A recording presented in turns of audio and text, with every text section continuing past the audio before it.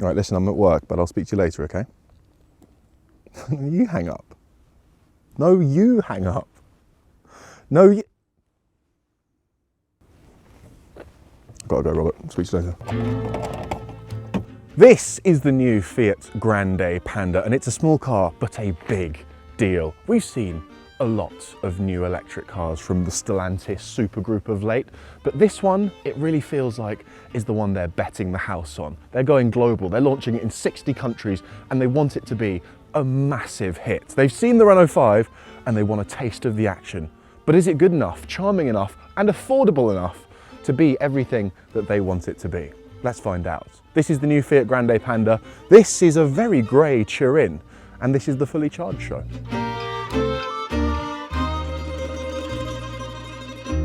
We've teamed up with Duracell Energy to celebrate their brilliant ecosystem of home energy products and their platinum homeowner offer by giving away a Duracell bunny.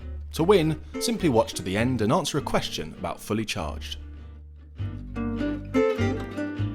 Oh, here we are then, friends. Welcome to the Fiat Grande Panda. There will be roughly 7 million new electric cars from Stellantis brands in 2025.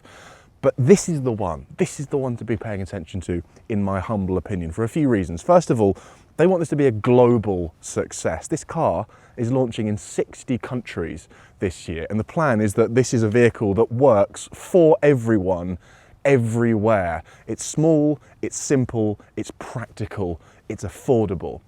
Pretty cheap in the UK. It's going to start at around £21,000, just under, for the electric one. In places like France, where they still have subsidies, you'll be able to pick one up for less than €19,000. But it's not just about being cheap and sensible. I don't like quoting marketing guff, but in the presentation we just saw before we collected the keys, the word that was used over and over and over again is felicità. It's Italian for happiness, and that is what this thing is all about. Being sensible, practical, clever, affordable, but doing it in a happy, joyous way through great design. So let's begin with a little walk around of the design. Let's begin with the proportions. It's a boxy wee thing. I say wee, it has gone up a class. Was always an A segment car, the Panda. This Grande Panda is a B segment, still less than 4 meters long, so quite compact for a B segment car, but it's gotten bigger. And worth noting that Fiat will continue to make the existing Panda.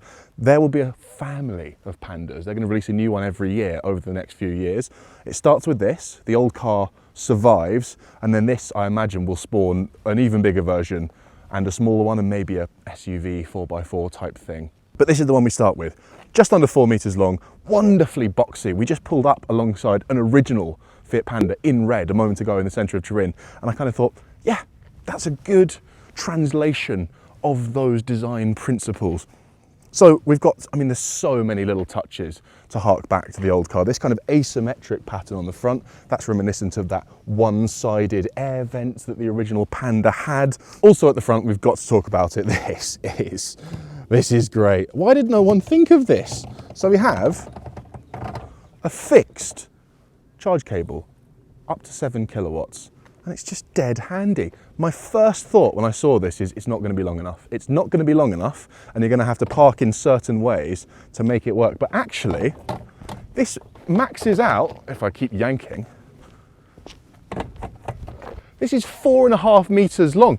It's longer than the car, which means there is no way you can park this where this will not be able to reach the charger. That is fantastic.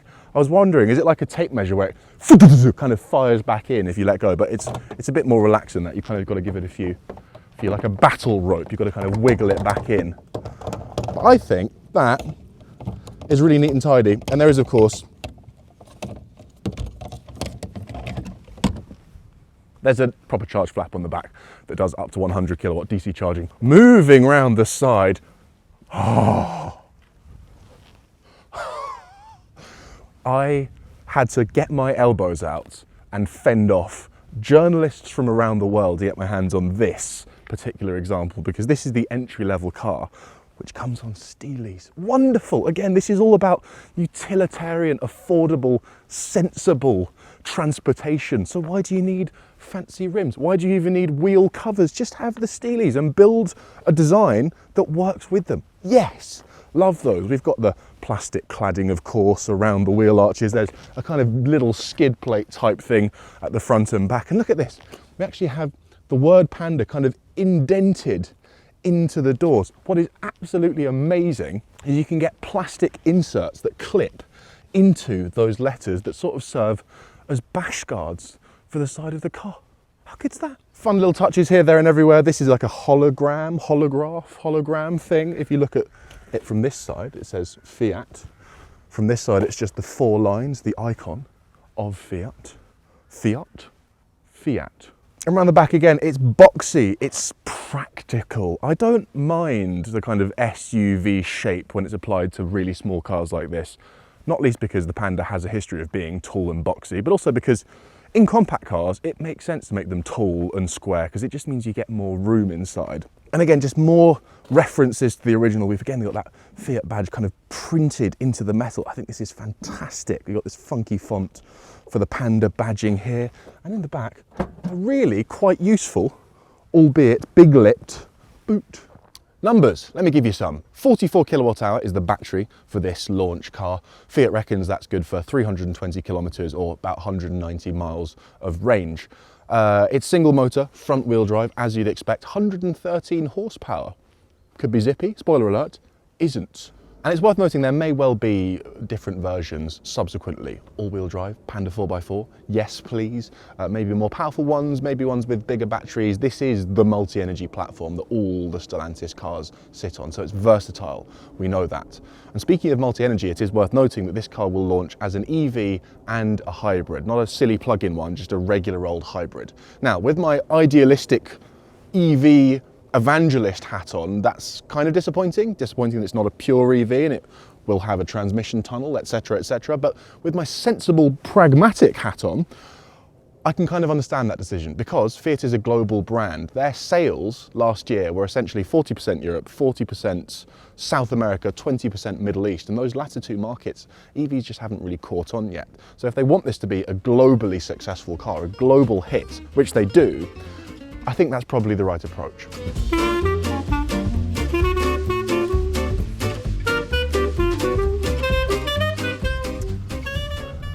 Now then, out on the road in the new Fiat Grande Panda. First impressions, this thing is absolutely purpose-built for exactly the kind of roads that we're on today. Narrow, winding, uneven city streets, this thing eats them up. That's what the Panda was all about. Super light controls, you could steer it with 2 fingers, super squashy suspension, really quite comfortable over these nasty, bumpy, cobbled Turin streets. That was a bump. Of course, these days I associate softly sprung cars with outrageous rolling through corners, but that's only because most cars are so huge and heavy these days. This is no featherweight, it's 1.5 tons, but that feels quite dinky by modern standards, and as such we have this lovely combination of being really comfortable and squashy but without feeling like it's going to tip over through corners. I mean, there's roll. Okay, there's quite a lot of roll, but yeah, it's all part of the character. And the simplicity of the driving experience. I mean, there is nothing here but a steering wheel and 2 pedals. I can't put it in sport mode or range mode. I can't adjust the weight of my steering or the firmness of my suspension, of course not. There's really just one thing. I can press this little C button and then I get regen braking. Not quite as strong as I'd like. It doesn't bring this car to a complete stop, but it's there. If I turn it off, there is less. And that's it. One thing that is quite remarkable about this car is the accelerator, because it's the laziest throttle pedal I have ever pressed in my life. It's not that slow of a car. It'll do 0 to 60 in 11 seconds. It's normal, leisurely city car speed. But the first 3/4 of the throttle pedal, almost nothing happens. I'm going to slow right down now, and I'm going to press the pedal 50%.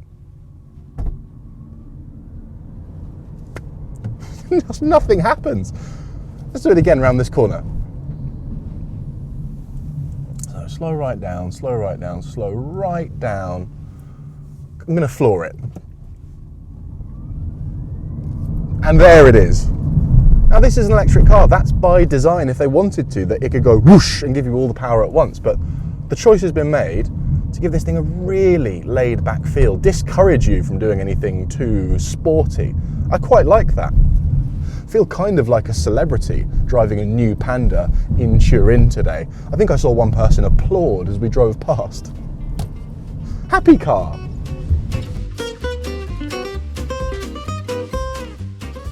Okay, interior of the Fiat Grande Panda. This makes me happy. This is a masterclass in doing something that is sensible, practical and affordable, but then keeping it cheerful through design, through materials, colours, shapes. Look at this. This is a happy, interesting little cabin, in spite of the fact that pretty much everything is plastic. Where do we start? Well, let's start with the dash, which has, to quote the press literature, an embarrassment of storage. You will feel sheepish about how much room for your stuff you've got here. We've got this little shelf indented into the dash, just like the old Panda. We've got a glove box, but then we have this extra little storage box here in this funky cylindrical dash piece. I love that, and it's got a cool fabric pattern in the upgraded trim. This has got a kind of bamboo fabric, because bamboo, Panda, get it? Same thing with the seats. They're just cloth seats. There's nothing remarkable about them, but they look fantastic. They're interesting colours. We've got a kind of blue on blue with this contrast green stitching. We've got the letters of the word Panda kind of embossed into the seats. That is absolutely lovely. And nice seats as well. They hug you quite nicely, a little bit sporty.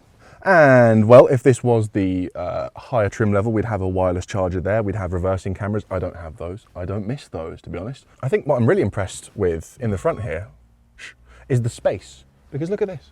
Look at this. Very tall, 6'5", loads of room. That is the great thing about the boxiness of this vehicle. Fiat says that this is a 5-seater, that you can get 5 adults in here.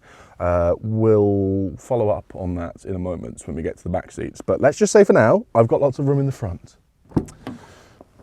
Okay, back seat jack test. When the floor mats are this big, you know it's going to be a bit of a squeeze, but here we go.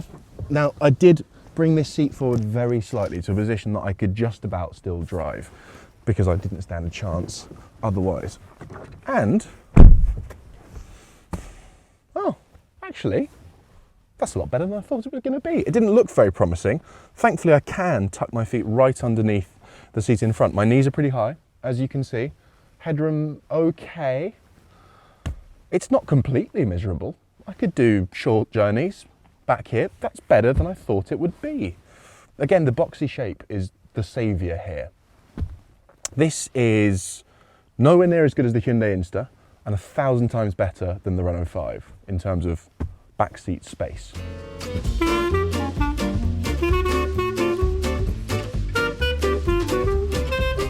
I'll tell you what this thing is. Just as the marketing literature described, this is a happy little car. I was a bit stressed today. The weather's not playing ball. We have so little time to film this really significant car. I was just a bit frazzled, and then I got in this, went for a drive, and I just felt better. So many brands want you to forget that cheap and cheerful is a thing. They want you to think you have to choose between cheap or nice, and you don't. This is proof, just like the Renault 5, that great design can elevate a relatively affordable, sensible, practical object into something more, something special. Really only the Dacia Spring undercuts this thing. In a way, it kind of splits the difference between that Dacia, which is properly cheap as chips, and the Renault 5, which is cheapish and delightful. It's somewhere between the two, a real sweet spot, I think. It's not perfect, I won't pretend it is. The throttle pedal is hilariously lazy. It's mad how far you have to press it for anything at all to happen.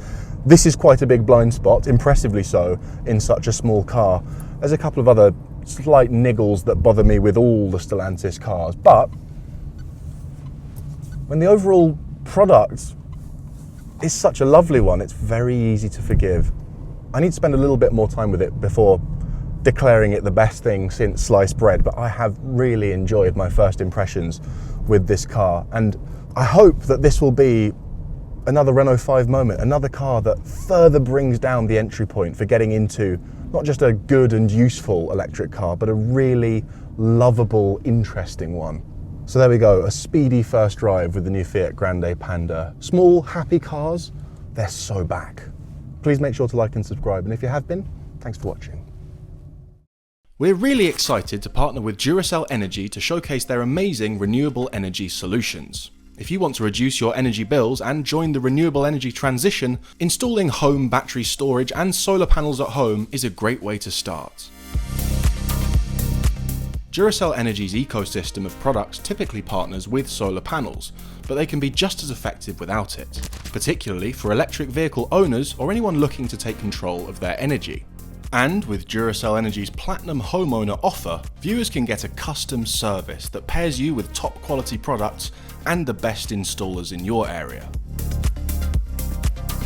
Your installation also comes with a 20-point check, a 6-month performance review, system health checks at 3 and 10-year periods, and outstanding local UK customer support every step of the way. Plus, Duracell Energy's batteries, inverters and EV chargers work together on one easy-to-use app. With features like dynamic tariff integration and grid services, you'll be able to maximise your return. Ready to get started? You can get your quote today. And don't forget, we're also giving away a Duracell Energy Bunny in every episode. Just answer the question about fully charged by following the link in the description. Good luck!